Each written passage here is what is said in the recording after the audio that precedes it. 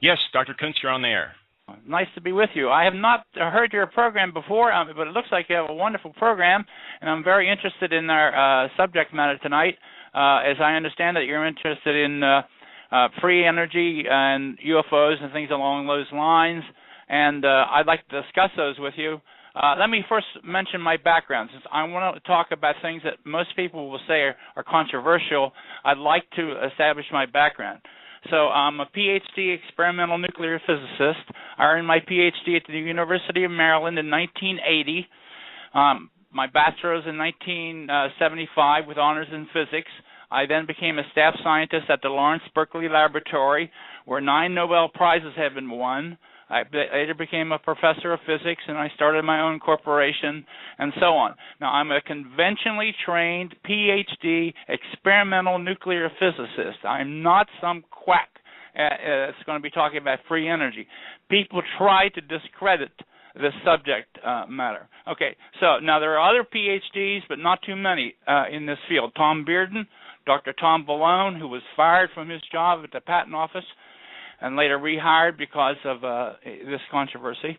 Okay, so now, let's see. That's my background more or less. And then in 2002, I was still engaged in certain national security matters, and I happened to have a camera with me at the time because I was looking for things to photograph in relation to national security, and I photographed a disc-shaped object over the skies of Pennsylvania. Now, this was in the middle of the day. This is not a blob of light in the middle of the night. This is at 11:30 in the morning, and the sun is shining brightly. You can it's as bright a day as you ever find. I took 26 pictures, and then I analyzed those pictures, and I found this disc-shaped object in those pictures, and it was clear to me that some sort of well, I presumed it was an extraterrestrial spacecraft was in our atmosphere. Now, up until that time, I was not involved in anything relating to anti-gravity, UFOs, or free energy, anything along those lines. Totally conventional. So what motivated me into this area was the photographs that I took. And now they are on your website, aren't they? They are on my website. And anyone can see those. My website is drkoontz.com. That's DOCTORKOONTZ.com. There's much information on that website. The pictures are there along with many other things. Okay, so in 2002, I took those pictures, Sancho, and then that got me interested in what's going on. I don't know anything about anti-gravity, and I had not thought much about UFOs, so I started the study of anti-gravity. And I read about the work of Dr. Townsend Brown, who was a PhD physicist from the 1930s, 40s, 50s. He was a naval laboratory physicist, a very good physicist. And he had done anti-gravity experiments and proved the existence of anti-gravity. So something called the Byfield-Brown effect. So I replicated that experiment. I did my own experiment to see if his work was right, and I verified it. That's also on my website. Okay, so now we're into UFOs and anti-gravity. Along those lines, I connected up with free energy because they're all related. Because these spacecraft apparently don't come, they don't have a gas station they can fill up at. So they're apparently running around the universe with some sort of mysterious form of anti-gravity. I know nothing of anti-gravity in all my years of study, 9 years of college and years as a scientist. There's nothing in the mainstream physics about anti-gravity, and there's nothing in the mainstream physics about free energy. The people, the mainstream physicists, will tell you that free energy is impossible. Now, I find it interesting because you do have to. You're very assertive with your credentials. I find it almost not sad on your part, but sad on society's part that they're so conditioned. I mean, they don't look into this stuff. I mean, you've got a tremendous amount of information on your website covering the different technologies that are out there, yet people have never heard of them. I mean, You're right. You're exactly right. Yeah. Was it a real wake-up call when you started getting into this and realizing people didn't want you to go into it? Well, yes, I'm not one to. I was never one to believe in conspiracies. Now, I was at the National Security Agency when I was with the Naval Security Groups, so I had to be concerned about Soviet intelligence and things like that. And I had my run-ins with, with them, and in this, there's kind of a conspiratorial aspect of the whole thing. But I was not thinking in terms of conspiracies of anybody trying to suppress this kind of information. But I did find out that Dr. Thomas Bearden indicated that the Soviets had developed what are called scalar electromagnetic weapons based on the work of Nikola Tesla in the 1970s and 1980s. Now, scalar physics, I never heard of scalar physics in all my years of study. And we don't, in Western physics, we don't talk about scalar physics. We use transverse gauge physics, as it's called. We're so out of step, Sancho, I can't begin to describe to you how far we are behind where we should be. Our space program's a mess. Well, anyhow, I don't want to get into the negative, but... everything going on in the news right now, I want to hear the promise for the future. Yeah, okay, the promise for the future is tremendous. Okay, my studies of these... so it led me into this fascinating area of study, and I found also that Dr. Thomas Henry, first of all, Nikola Tesla, in 1910, Sancho, 1910, patented a free energy device, the first one that I know of, 1910. Then Dr. Thomas Henry Moray, a brilliant engineer, took up where Tesla had started and developed a radiant energy receiver that was able to, and I started out small with a 300-foot antenna and a crystal radio, and they modified it. And over a 30-year period, he was eventually able to develop a desktop. Now, listen to this, a desktop, what he called a receiver. The next to the final version had an antenna, and it had put out something like 50,000 watts of power, no moving parts, no fuel. He demonstrated it to hundreds of people, and well, he couldn't get it patented. The patent office said they wanted to know where the energy was coming from, and he didn't know. He didn't know. He was an engineer. He had experimented. He tuned into this energy and developed a tuning system, and so forth.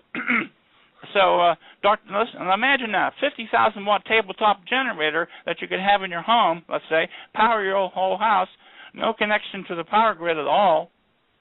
That's incredible. And isn't that wonderful? Now, also, but think about it. Something's going on. Our physics is wrong.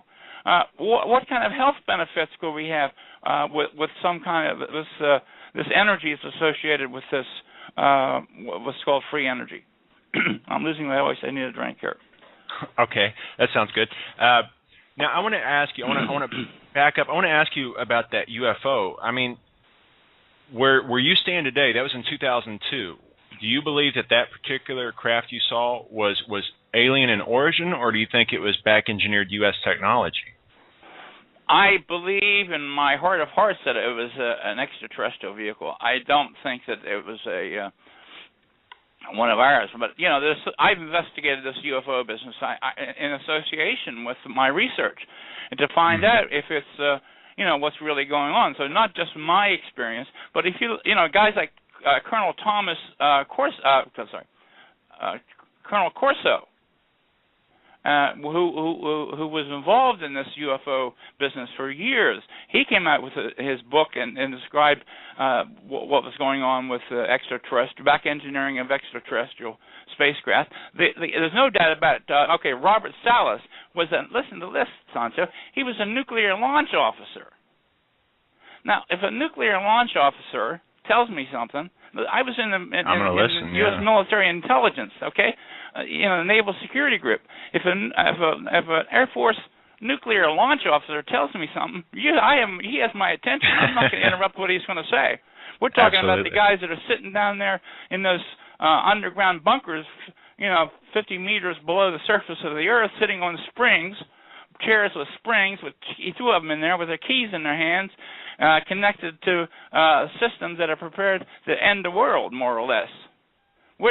These guys, Robert Salas, a nuclear launch officer, is not the kind of person that sits around and makes up stories. They don't get any more conservative than this, you know. So he's an example. And Phil Corso, as I mentioned, Colonel Phil Corso was a hero during the Second World War. He was involved in military intelligence and helped win World War II and worked in the White House. There's no doubt whatsoever that Colonel Philip Corso is telling the truth in his book. He's another guy. These guys, Sancho, these guys don't make stories up. These are hard, the best of the best. Men of principle. Men of principle, and not men who would not. I mean, these are the kind of guys that would not be involved in torture. These are the guys that stand for something. And you can put a gun to their head, and that doesn't mean anything. A nuclear launch officer, these guys are really, tested. They're dedicated. I mean, like you just pointed out, they are nuclear launch officers. They're not the ones out torturing people. What have you gone back and because you've been doing research into? I agree with you that the concept of saying free energy, it's not. It's an alternative means of looking at physics. Have you gone back and tried to take the patents that or the designs by Dr. Thomas More or Nikola Tesla and tried to recreate them?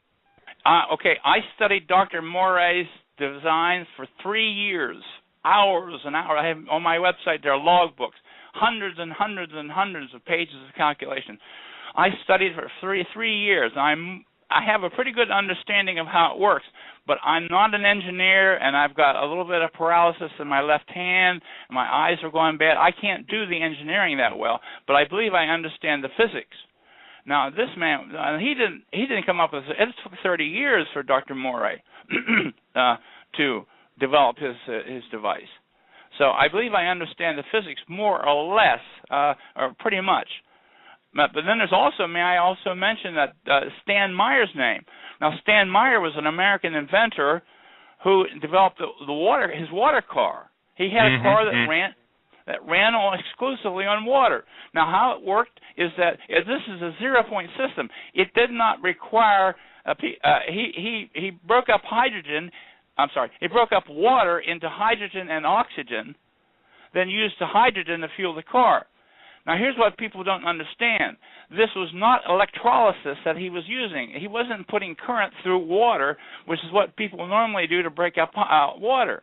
He was using a special gauge transformation zero-point process involving phonons and resonant frequencies associated with gauge transfer, a zero-point process that physicists today, I know of no one other than myself who kind of understands this. Probably the Russians are pretty advanced in this area. But, okay, now, Stan Meyer, why are we paying $4 a gallon for gasoline? When Stan Meyer, I agree. Sancho, America's in trouble. We got job crisis. People are not only is a spirit a crisis of spirit, jobs. People need jobs in the economy. If we had free energy and ran our cars in water and had personal generators for a home. Yeah, absolutely. I love my country. I'm very critical because I want people to wake up. I mean, I've spent time. You go down to Central America where I've lived, and they've got diesel technology that would blow doors in the United States, but it doesn't officially exist here. But they've got the same car models and everything else, and it's EPA approved. EPA approved. And it just, I want to pull my hair out because I know that's nowhere close to what you're talking about with the water technology or some of this other technology. I want to ask you, it boils down, it sounds like a lot of this, quote, free energy is actually coming from a branch of physics that is negated or just overlooked. Is it all coming from, let's say, dark energy and dark matter? Is that where this advancement is coming from? That's an interesting question. Mainstream physicists will tell you that 75% of the universe is composed of dark energy, and another 20% or so is dark matter, and then 4% is quote, known matter. That means that 96% of the universe is composed of stuff we don't know what it is. But on the other hand, people talk about theories of everything as if everything is wrapped up. So 96% of the universe is unknown. Dark energy is supposed to consist of 76%. Now, listen to this. This is apparently anti-gravitic in nature. It's pushing the universe apart, according to the mainstream physicists. Now, if it's pushing the universe apart, it tends to be negative energy. It could be negative mass electrons, for instance, which Paul Dirac, the famous physicist, Nobel Prize winner, talked about in the 1930s. Well, anyhow, I have so much to talk about, Sanjo. It's hard to get it all out. Usually my voice gives out on me. But yes, you're right. We have the wrong laws of physics. Now, I have a good friend who's another conventionally trained, very good expert in general relativity, and we're kind of rogue physicists now. We're outside the mainstream community. I don't talk to many mainstream physicists anymore because there's such a spirit of arrogance. You know, they think they know so much. It's terrible. Let me ask you, we actually get questions interactively. I'm checking out our SHTF 101 chat room. Do you, in your opinion, is our technology purposely being suppressed in certain areas? Yes.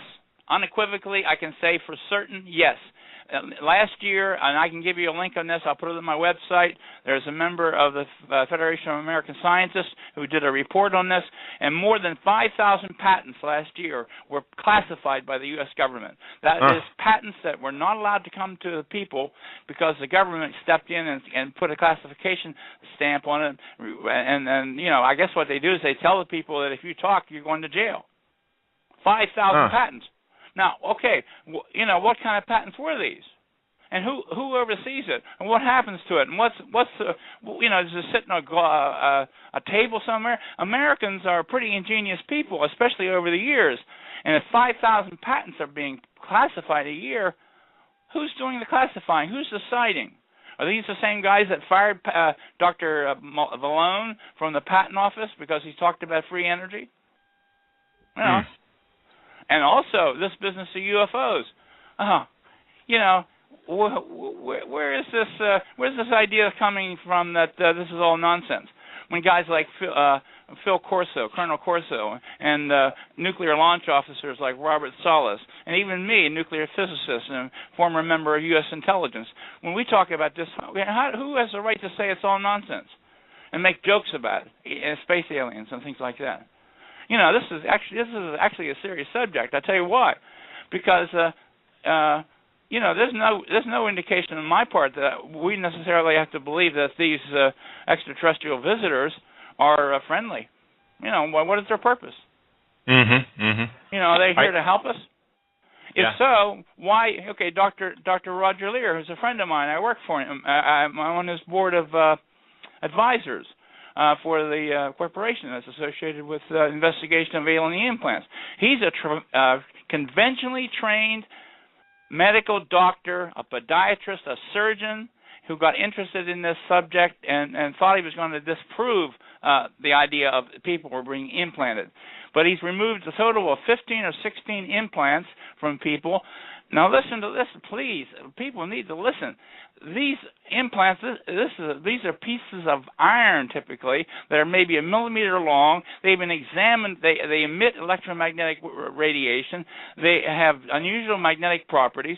They've been examined extensively with very good laboratories, and they have non-terrestrial isotope ratios. The materials, the atoms and molecules, are not from this sector of the universe. That's what it indicates.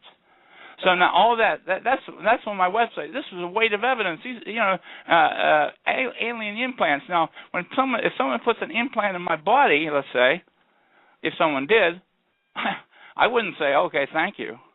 So that's one reason I think the national security community or aspects of it have classified this and kept it secret, because they don't want people to be frightened. You know, it's funny. I'm listening to you, and it's like 2002 was like a huge door just swinging open in front of you, and you were inside of I mean, this could be a bad analogy, but you're inside a clean, sterile, nice environment, and the door opened to the what's really going on. I mean, it's just Sancho, it blows me away right. to hear you. Yeah, you're right. It was a wake-up call in a way. It was a clarion call. It was a serendipitous moment. It was a transformational moment from conventional, ordinary physics. I mean, I used to think I knew a lot. I don't know if I was terribly arrogant, but I thought, PhD in nuclear physics, staff scientist at Lawrence Berkeley Laboratory, hadn't won a Nobel Prize, but I'd done pretty well. I thought I knew a lot. Now, my knowledge of physics, as I understand it, I'm just really beginning to understand what's going on. Do you think that there is a symbiotic relationship between the government and aliens? I mean, I hear there's. I mean, I've read a lot of things that they've got. The Zeta papers, I believe, is what they are. There's a lot of different things talking about the different species of aliens. Do you think there's a symbiotic relationship? I mean, are they controlled? Yeah. I mean, is the government controlled by? That's a very good point. I have that in my notes here. Black projects. Let's talk about black projects. Now, I worked at the National Security Agency, and when I was with the Naval Security Group in 1978, 79, that period. And I was an instructor at the National Security Agency assigned to the NSA from the Naval Security Group. Now, I know something about compartmentalization, and in these compartments, you just know you do what you're told, and you know what you're supposed to know, and that's it. So what we could have, and this easily have in this government, is that we could have compartments, blacker than black projects, where no one knows what's going on. From any normal human being with normal values knows what's going on. So I would say the answer is it is definitely possible. It sounds far out, but it could be there are people in the government who are working with extraterrestrials. Now, Clifford Stone, a former sergeant in the Army, a retired sergeant in the Army, talks about this. And in the Disclosure Project with Stephen Greer, there's discussion of this alien liaison program. But I tell you, I don't like this whole idea of getting together with extraterrestrials secretly. And then, some people get all glassy-eyed and say, oh, they're here to save us, and that's great, Is that why some of them are putting implants in us? I don't like it. I don't like the secrecy. Mm-hmm. We have a right to know, Sancho. If extraterrestrials are coming here, and I'm certain they are, and I'm certain the government knows about it. We have a need to know. It's our planet. We live here. You mentioned implants. It's interesting because actually last night I was talking to one of our forum members via Skype, and we were just talking, and they started talking about an implant. And at first I didn't know how to take him, but he was very serious. And I, like you said, it's almost like we have. He thought he has an implant? He does believe he was telling me what he thought he had. He said it was something in his nose that he said he's actually put a magnet to. It was a little, actually, honestly, it was a little above my comprehension. Okay. I've never checked into implants. Let me tell you about this. I have a friend, a good friend, a very good scientist, one of the best scientists in the world in a certain area of science. And he woke up one morning with blood on his pillow, on his bed sheets, okay? And he had strange recollections of leaving his home in the middle of the night. So he's not a dummy. He's a brilliant scientist. And he put two and two together, and he finally concluded with some recollection that he had been taken from his home and that an implant had been put in his body.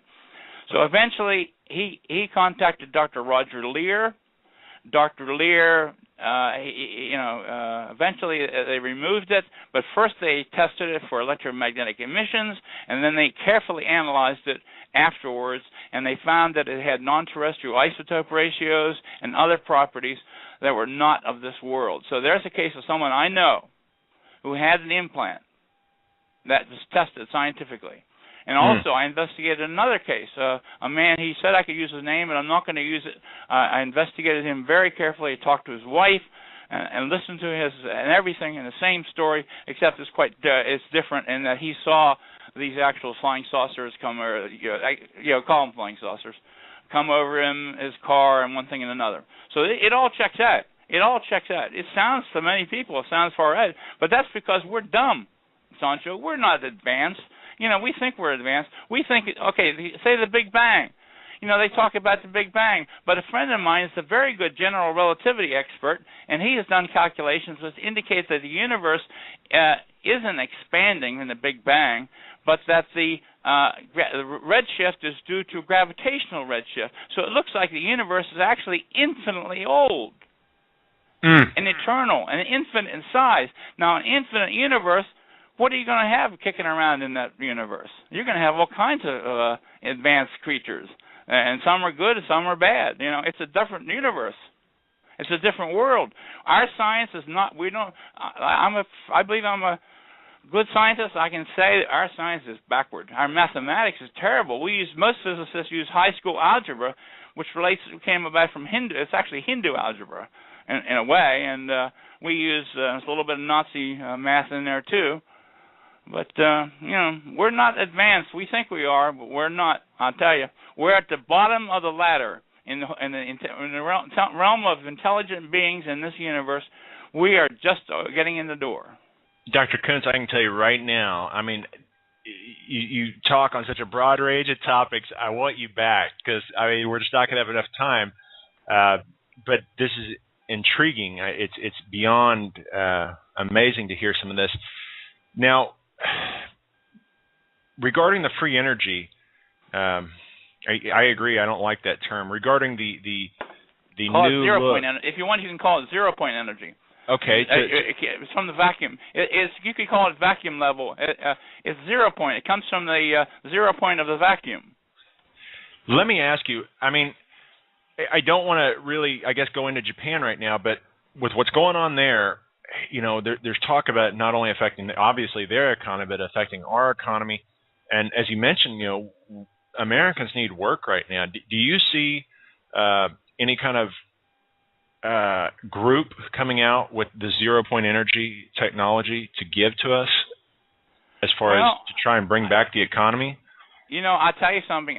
There are people that are working on it, and I've seen examples of the government steps in, apparently, agents of the government or Exxon or whoever, Arab Oil, and the next thing you know, the guy's bought out or he's dead. Stan Myers died of mysterious circumstances. And, I did have something happen to me in 1982, but I don't necessarily attribute that to 0 point energy. That was something else. But things can happen to people. Now, as far as what's going on in Japan, well, if we had 0 point energy, we wouldn't have to worry about nuclear reactors. Everybody would have their own little energy sources and things like that. Now, what I think is probably going to happen is that you're going to see, I think all three of those reactors at that damaged nuclear plant are probably melted down to some degree. They're in various stages of meltdown. They're probably all melting down to various degrees. Now, they've probably blown off, exploded a few times, and if we're lucky, they're going to pop and pop and pop, and the radiation damage will be contained by the containment vessels. Now, you're going to get some radiation into the atmosphere, and people, hopefully, it will mostly sort of drift off to sea and be contained in that area. So we have a biggest mess you can imagine inside, as long as it's inside the containment vessels, and the containment vessels hold, and the reactor doesn't go really ballistic, probably you're looking at the worst of it's over as far as the nuclear meltdown. Now, I'm not saying they can't. I don't know. I'm not an expert in this field, but probably what's going to happen is you can call them all meltdowns. I think all three of them at varying stages. Now, what happened was it was a 9-point earthquake. That was a 9.0 in the Richter scale, Sancho. That's a logarithmic scale. Every digit represents a factor of 10. So when you go from 8 to 9, that's 10 times bigger earthquake. That was a tremendous, powerful earthquake. And so it damaged the core. It was near the epicenter of the nuclear plant, so it damaged the cores undoubtedly. And so they're trying, the Dickens, to get the things cooled off and to keep the nuclear rods from being exposed to the air, because then it really gets bad.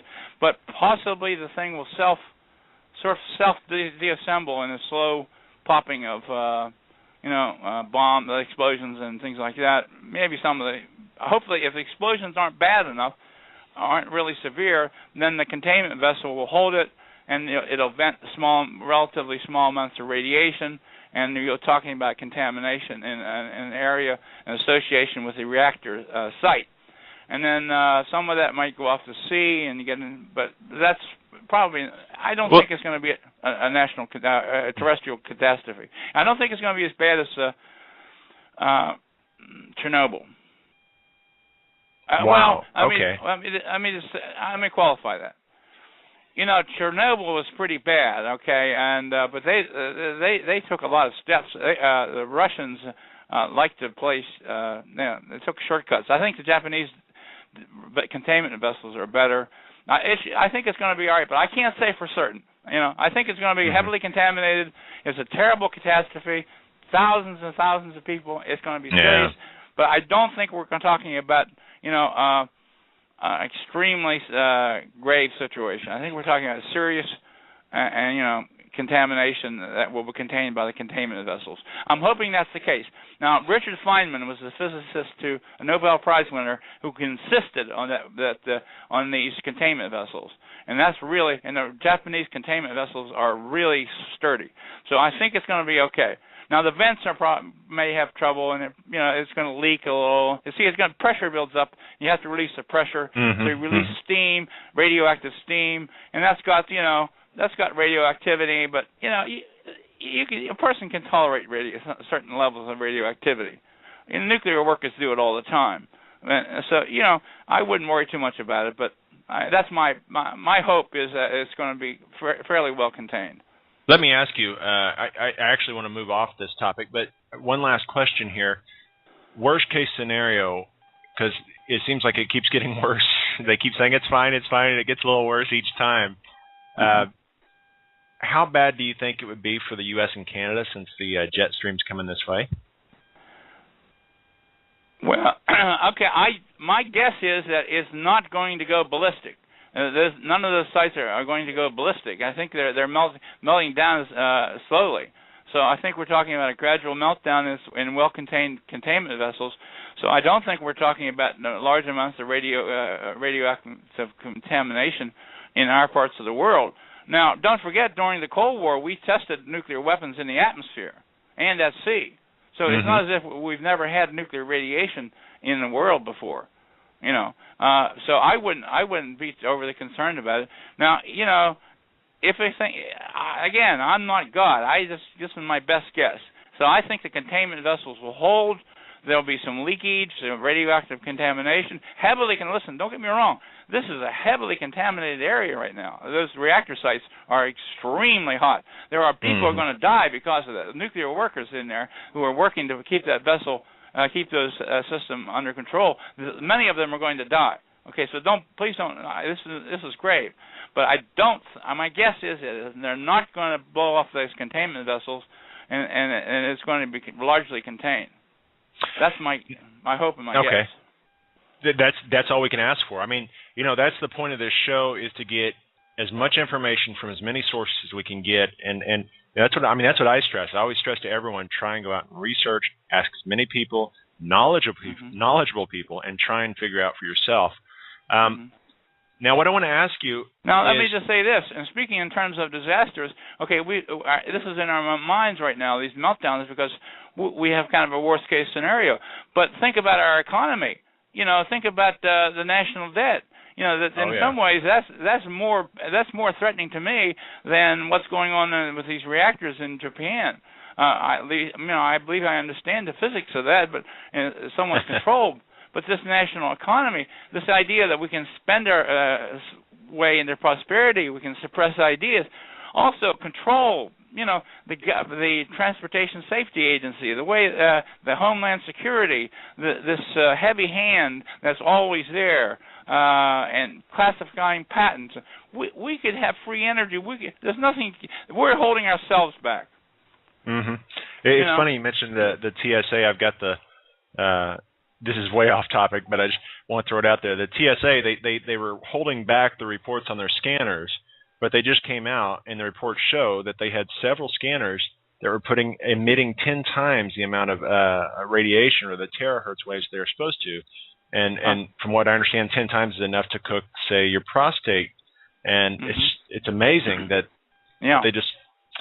What I wanted to ask you about is, I cruise a lot of different websites, obviously a lot of conspiracy type websites, alternative websites, I should say. Unfortunately, a lot of this stuff, anything alternative gets swept under the rug into, it's that hideous group over here that, whatever you are, whether you call them indigo child or what have you. But I want to ask you, because there are some reports, some people say, the earthquake in Japan happened because of a solar flare. I guess we had an X-class flare 2 days before that. Or there are other people that are saying it was HAARP, it was HAARP, it was HAARP. Can you tell us, one, I mean, if you think it was just natural, or two, I want to know what you know about HAARP. And then I also want to know, because the Soviets' equivalent to HAARP, isn't it scalar electromagnetic type weaponry type stuff? I mean, it's similar but different.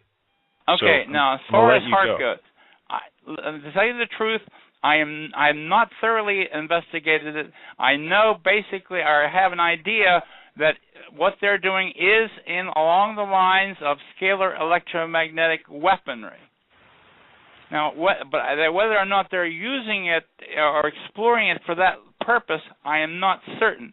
It looks like they've got a phased array antenna system. Now, that sounds harmless enough because, antennas sound harmless.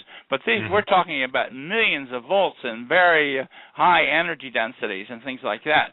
And apparently, they're able to focus electromagnetic energy in various places on the Earth, which is what scalar electromagnetic weapons do. So HAARP could be either a scalar electromagnetic weapon, or it could be investigating things along those lines for purposes of such things as submarine communication. If you can make an antenna, if you can concentrate energy in the atmosphere, you can modulate the ionosphere and create a virtual antenna that can transmit to submarines. So it could be used for purposes of submarine communication. I think it's investigative. I don't know whether they're actually using it for nefarious. I don't know what purposes they are. I don't know the people. So I can't say what exactly it's being used for. But I do know that I've seen things in the atmosphere that have troubled me greatly. I have seen, normally nature does not make grids. It does not make, things in squares and lines, more circular. But I've seen interference patterns in the atmosphere that, I cannot believe were made by nature. It just don't seem right at all, And so I would say that somebody somewhere, probably the Russians and maybe HAARP as well, is using scalar electromagnetic devices or weapons, I would call them, in the atmosphere and on the planet. That's it's hard to get to the bottom of some of these things. Now, Dr. Tom Bearden talks about this, and he, on his book, Further Lance, he shows what he says illustrates the use of a scalar electromagnetic weapon over the skies of California in the 1970s.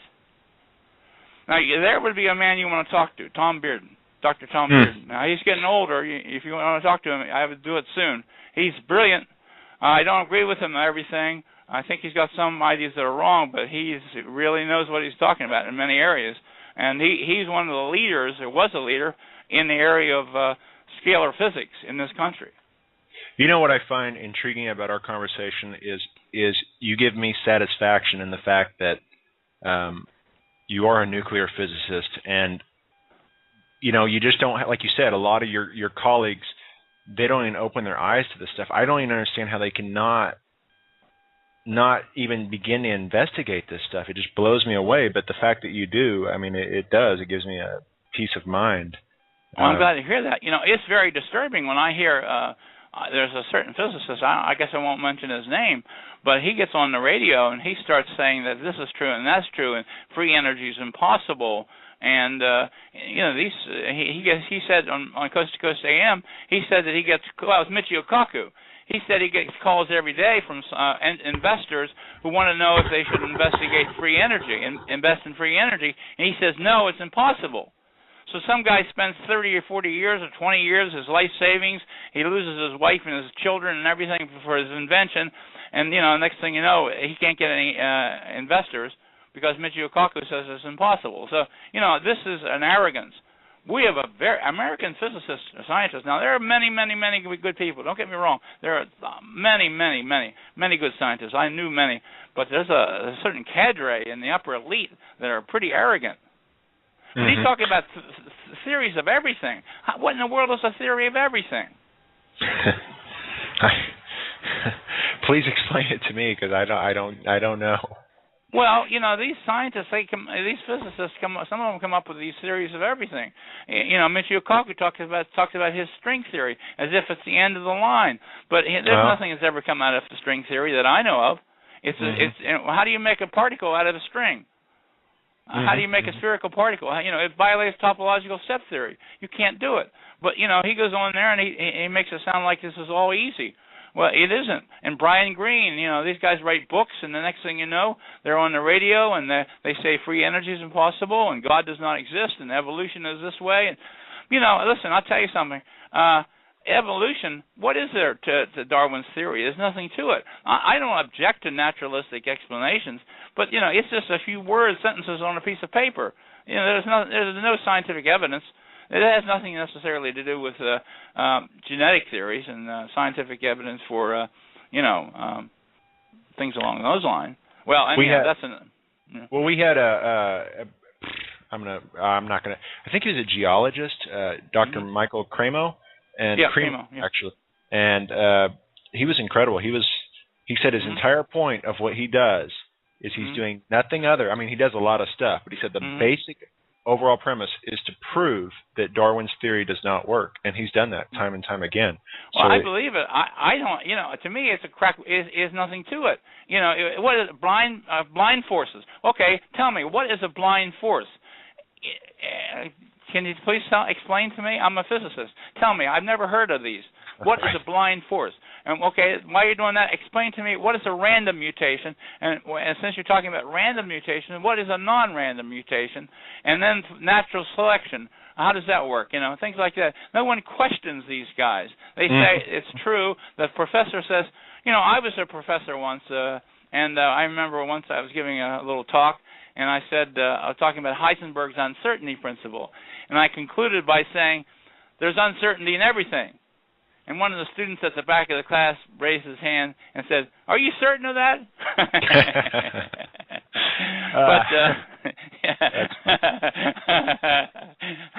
So he was a good fellow, But there's a lot of good. Don't get me wrong. There are a lot of good physicists and scientists in this world. Many, many, many, many. Most probably. But there's a certain cadre of these guys that are really clogging the things up. Oh yeah, I want to make a correction. Michael Cremo is an archaeologist. I want to clarify that. Yeah. Well, now, listen. Let me ask you this: how old is the Earth? Who built the pyramids, Sancho? You're asking. I mean, I could tell you the textbook. Let's just think about this. Let's just think about this. Yeah. Let's just think about this a minute. Okay. We don't. You think about this pyramids and get a scientist to explain how it was done. Explain the geometry. We use, for instance, in our mathematics, we use circular angles, but there are other kinds of angles. There's other kinds of geometries. We use Cartesian coordinate systems where we talk about negative distance. What's a negative mile? Yeah. It's Greek to me. What's a negative apple? I don't know. Well, they teach this in school. They teach kids. They talk about you take a negative apple, you add it to a positive apple, and you get no apples. Okay, and then somebody says, "Well, what happened to my apple?" I mean, this mathematics is number theory. Number theory was taken over by Nazis during the 1920s and 30s. Guys like Nietzsche and even Bertrand Russell and these guys, they went from philosophy to number theory, and that formed the basis of modern philosophy. So, Let me ask you. You can school me on this. Is it the same system throughout the world, or, for example, do the Chinese, Japanese, or Russians actually teach a different form of mathematics? Well, the Russians certainly have different physics and different mathematics is quite different. I'm not an expert enough to say, but it looks to me that in many areas the Western mathematics leads the way, and there are pockets of rebellion or pockets where people don't use the same kind of math that we use. Certainly in Russia, they talk about they use longitudinal wave. They understand longitudinal waves much better than we do. That's scalar physics, really. We don't even just mention longitudinal waves. We use a transverse gauge in an electromagnetic series, which doesn't work. You can't do it. We use very restricted, specialized forms of mathematics and physics, and it's not right. It's not right. You know, I tell you, Tom Bearden talks about this. We inherited something called Maxwell's equations, which aren't Maxwell's equations. They're Maxwell's equations after a guy named Oliver Heaviside worked them over real good, and took away all the most of the real physics. So the equations that we use aren't even really real. The Maxwell's equations we use aren't even the real Maxwell's equations. Oy. It's incredible. It's frustrating for me. You know, if it weren't so serious, you know, it'd be laughable. Well, it is serious. I mean, we're stuck under an exhaustive. You know, we're exhausting resources. That it's all just going down the tube. We have to pay through the nose, and the energy. If we had 0 point energy, I mean, imagine the progress where we could go. Absolutely, you've got it right, Sancho. You can shout that from the rooftops. I'm telling you something. You hit the nail on the head right there. That is the bottom line. That is it. You know, people are losing their homes. We don't see much in the news, but you know, municipalities aren't going to be able to pay their pensions. People are losing their homes, homelessness, joblessness, starvation, hunger, disease, on and on and on. You got it right. Oh yeah, it's unfortunately all that's kicking up worse and worse, and sometimes I try and stay up with those current events, but sometimes I tune them out for a few days because it's so bad. I want to ask you something. You've got so many topics that you're willing to cover. There's really not enough time. But I want to ask you, as far as aliens go, one of the topics you speak on is hybridization of people. Have you actually, can you talk a little bit about that as far as what they're hybridized with and for what for? I have not investigated this very much. I have been contacted by people who discuss it.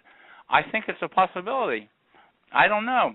You know, what are these extraterrestrials doing when they come here? Why are they putting implants in people? They have some sort of interest.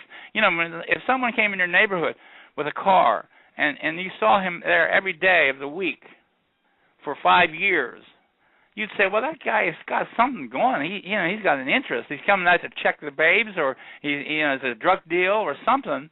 You know, something's going on. People do things for motivational reasons.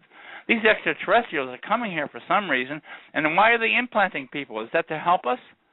Is that a nice little friendly gesture? Okay, we're going to put an implant in you now because we want to help you. Now, if they can put an implant in a scientist like my friend out in California, in the middle of the night, if they can do that, and they did, I'm pretty sure, well, they're pretty advanced, and they've got a motive, and I don't think it's good. Listen, I am a former member of the Naval Security Group.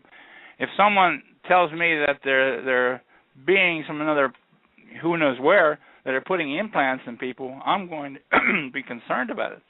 That's a national security issue. Absolutely. Let me ask you, when we're talking about 0 point energy, free energy, where are you particularly going? Like, what is the path that you think is the most promising as far as bearing fruit? And are there ways for people to interact with you or with groups to try and do this? I know for myself, I'm doing electrolysis, but I am trying to run a H2O or HHO system on my truck. I actually do notice a difference, which it makes me angry because I consider myself a layman, and if I can make a system that at least I can notice the pickup in power, then I know that the big three could be doing something with it. I mean, so well, where are you going? There's a guy named Daniel Dingle, Dingle, in the Philippines. He was on. There are YouTube videos of Daniel Dingle, and he shows his car, and he's driving around with only on water. Now, if somebody would just take the time to get in contact with him and work that out somehow, there's a way to copy the invention or something. You're exactly right. Now, again, I'm an experimental physicist, but I'm not an electrical engineer, and I'm getting old. Mm-hmm. And my arms and legs and everything don't work the way they used to, and eyes aren't as good, so I can't do the engineering as easily. So I don't know exactly what to tell you about that. Yeah, I was curious because I'm not a mechanic. I've got a background in electrical energy, but not in electronics or electrolysis or anything like that. And here I go, and I make a simple pattern. I follow off of YouTube, and the thing works. I did change the carburetor up a little bit, and it is. I'm not going to. That's the problem when we start getting into this alternative energy, because, like you're saying, a lot of the mainstream people ignore it because they don't want it to impact their careers, and they ignore it, and then it leaves you open to potentially, like, let's say, sharks, so to speak, where they're selling every snake oil product out under the sun. Sure, that's right, yeah. And you're having to wade through it. And the next thing you know, if the mainstream news does a report on this, if they're like CNN, they'll go ask the physicist if it's possible, and they'll say it's nonsense. People have to check things out for themselves. If someone tells me, here's my approach. If someone contacts me, I get contacted by people who have many things to say. And sometimes they have theories and things.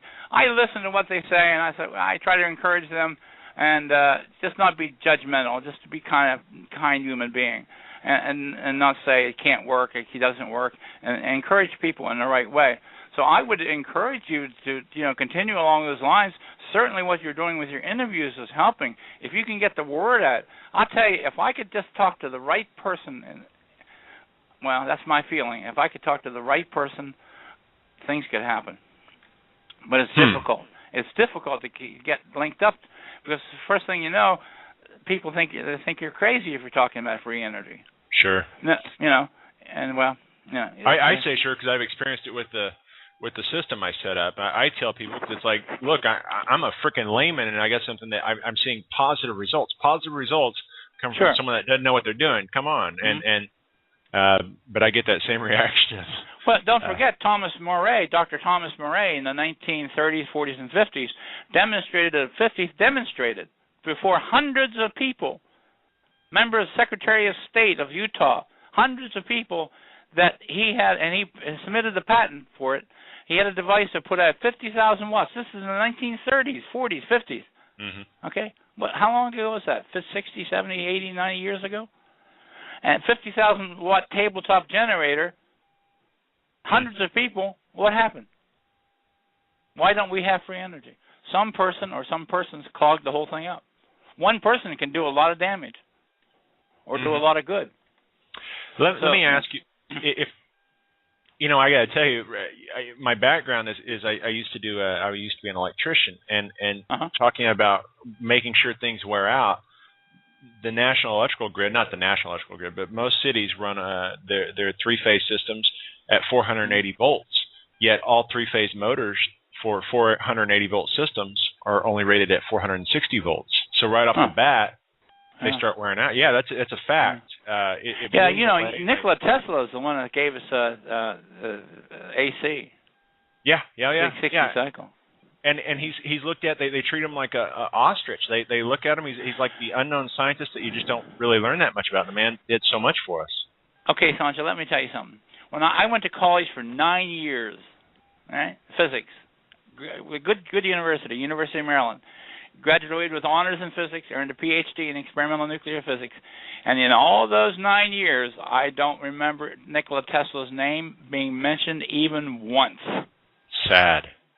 Now, there is a unit, but the unit of electromagnetic field intensity in a most important system, MKS unit system of units, is the Tesla. So Nikola Tesla obviously is important because it's like watts. How many watts do you have? Well, that's a unit. There was a guy named Watt, James Watt, right? I think his first name. Or Ohm, George Simon Ohm. The Ohm is a unit of resistance. That was named after a person. The Farad, Mike Capacitance, Farads, Michael Faraday. Mm-hmm. We name our units after a very distinguished scientist. Now, the unit of electromagnetic field intensity in the MKS system, is the Tesla. So he was an important figure in physics, but I never heard his name mentioned. I never studied anything in relation to Nikola Tesla when I went to college. Not once. That's incredible, and it's sad in the same moment. It's just mind-boggling. Well, it's kind of like whatever happened to Nikola Tesla in physics. Well, you know, wonder why we don't have free energy. Nikola Tesla patented a free energy device in 1910, but if we don't know anything about his physics, you know, he tried to explain to people about his physics, and we wouldn't listen, or the people of the time, scientists of the time, wouldn't listen. Yeah, and the man was incredible. Also, Maxwell's equations got worked over by heavy-handed Heaviside, and he just lopped everything away. We, for instance, we don't use vector potentials. We use scalar. It just goes on. On and on. It's sure. We've got about 4 minutes left.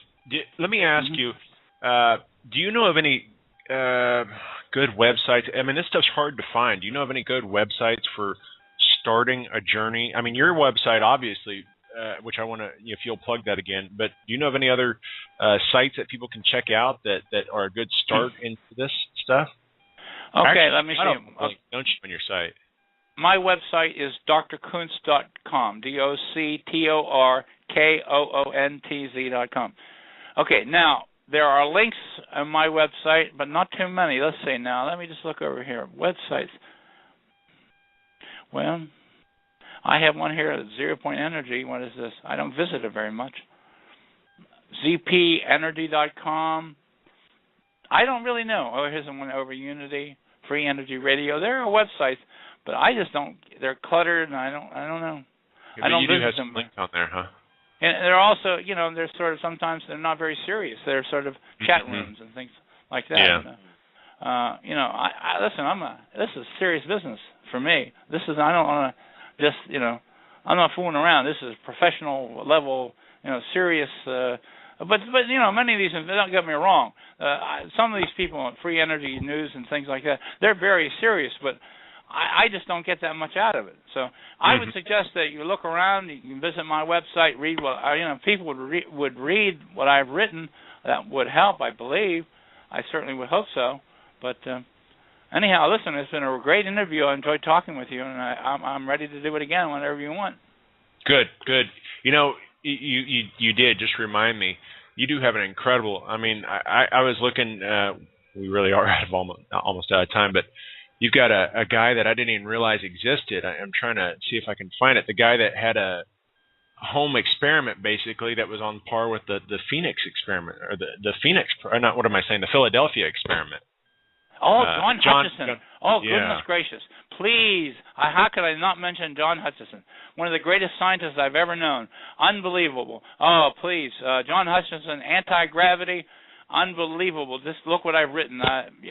Listen, if between the two of us, if I was going to give a prize to either one of us, he'd get it.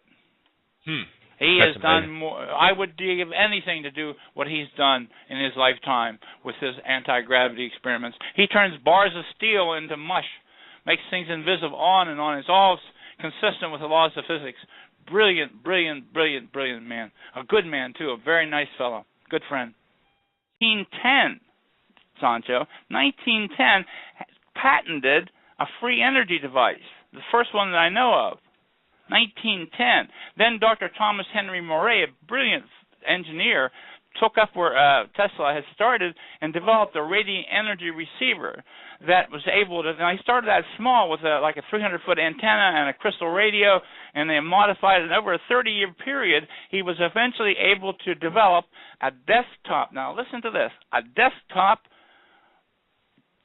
what he called a receiver.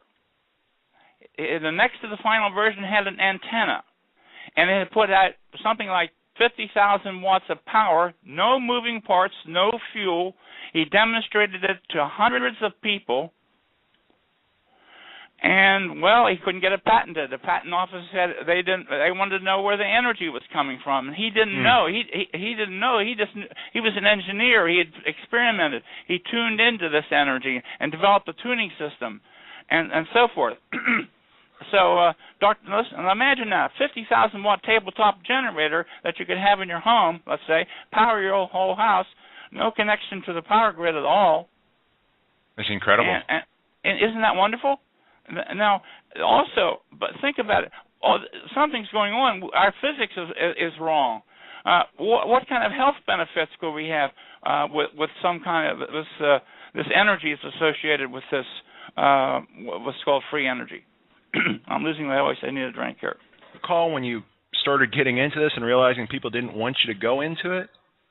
Well, yes, I'm not one to. I was never one to believe in conspiracies. Now, I was at the National Security Agency when I was with the naval security groups, so I had to be concerned about Soviet intelligence and things like that. And I had my run-ins with, with them, and in this there's kind of a conspiratorial aspect to the whole thing. But I was not thinking in terms of conspiracies of anybody trying to suppress this kind of information. But I did find out that Dr. Thomas Bearden indicated that the Soviets had developed what are called scalar electromagnetic weapons based on the work of Nikola Tesla in the 1970s and 1980s. Now, scalar physics, I never heard of scalar physics in all my years of study. And we don't, in Western physics, we don't talk about scalar physics. We use transverse gauge physics, as it's called. We're so out of step, Sancho, I can't begin to describe to you how far we are behind where we should be. Our space program's a mess. Well, anyhow, I don't want to get into the negative, but... everything going on in the news right now, I want to hear the promise for the future. Yeah, okay, the promise for the future is tremendous. Okay, my studies of these... so it led me into this fascinating area of study, and I found also that Dr. Thomas Henry, first of all, Nikola Tesla, naval laboratory physicist, a very good physicist, and he had done anti-gravity experiments and proved the existence of anti-gravity, something called the Byfield-Brown effect. So I replicated that experiment. I did my own experiment to see if his work was right, and I verified it. That's also on my website. Okay, so now we're into UFOs and anti-gravity. Along those lines, I connected up with free energy because they're all related. Because these spacecraft apparently don't come, they don't have a gas station they can fill up at. So they're apparently running around the universe with some sort of mysterious form of anti-gravity. I know nothing of anti-gravity in all my years of study, 9 years of college and years as a scientist. There's nothing in the mainstream physics about anti-gravity, and there's nothing in the mainstream physics about free energy. The people, the mainstream physicists will tell you that free energy is impossible. Now, I find it interesting because you do have to, you're very, very assertive with your credentials. I find it almost not sad on your part, but sad on society's part that they're so conditioned. I mean, they don't look into this stuff. I mean, you've got a tremendous amount of information on your website covering the different technologies that are out there, yet people have never heard of them. I mean, You're right. Was it You're exactly right. Yeah. Was it a real wake-up photograph in relation to national security? And I photographed a disc-shaped object over the skies of Pennsylvania. Now, this was in the middle of the day. This is not a blob of light in the middle of the night. This is at 11:30 in the morning, and the sun is shining brightly. It's as bright a day as you ever find. I took 26 pictures, and then I analyzed those pictures, and I found this disc-shaped object in those pictures, and it was clear to me that some sort of I presumed it was an extraterrestrial spacecraft was in our atmosphere.